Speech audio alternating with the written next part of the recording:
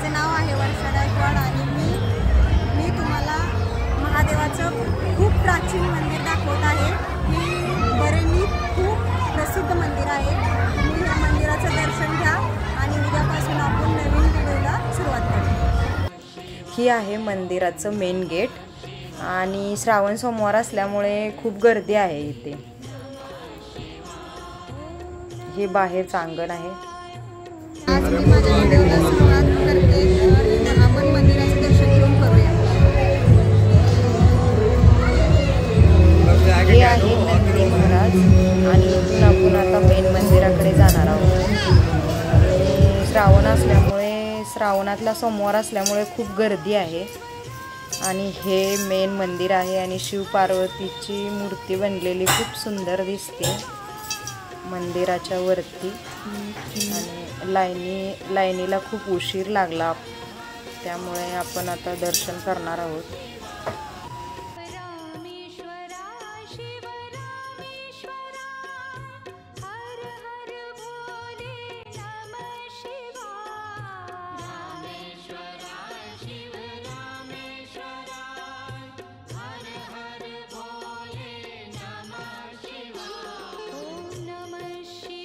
आणि आता आपण मंदिरात आलेलो आहे आणि मंदिरात खूप गर्दी होती त्यामुळे गर्दीतून जल घेऊन जाताना मेन शिवलिंगचं काही दर्शन व्हिडिओ बनवू शकलो नाही, पण साईडला जे शिवलिंग होतं त्याच्यावर जल चढवताना थोडंसं शूट करू शकलोय।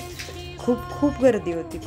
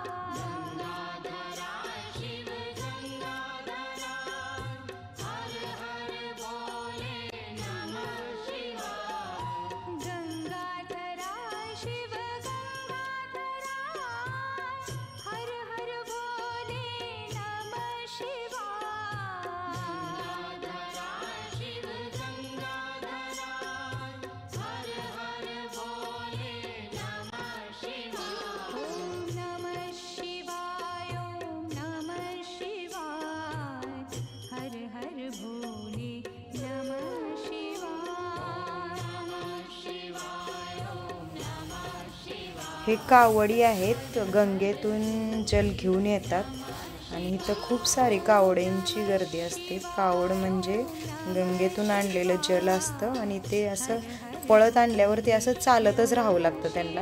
ते चालून घेऊन येतात, मग ते थांबू शकत नाहीत, मग त्यांना चालत राहावं लागतं आणि ते चालत उभा जरी राहिले तरी ते चालतच असतात। ते इथं घेऊन आल्यानंतर असे ते सगळे एका जागी गोळा होतात आणि तिथं आरती करतात गंगेचे, मतलब जल आणलं ना तिकडनं तर ती गंगेच्या जलची अशी आरती करतात। इथं आरती केली जाते आणि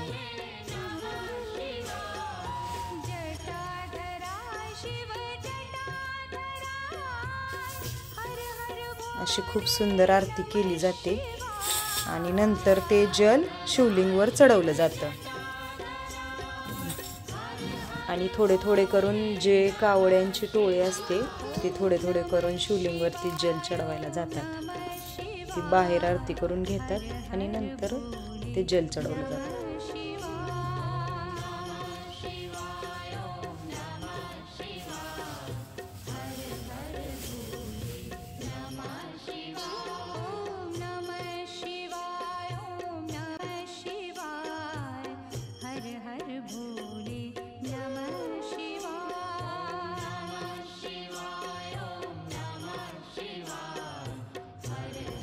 हे असं राधाकृष्णाचं मंदिर आहे, तिथंच आहे शेजारी बनलेलं, शिवजीच्या मंदिराच्या शेजारी आहे। खूप सुंदर मूर्त्या आहेत तिथं, राम, सीताजी, लक्ष्मणजी, हनुमानजी, साईडला राधाकृष्ण आहेत आणि खूप सुंदर डेकोरेशन केलं आहे तिथं.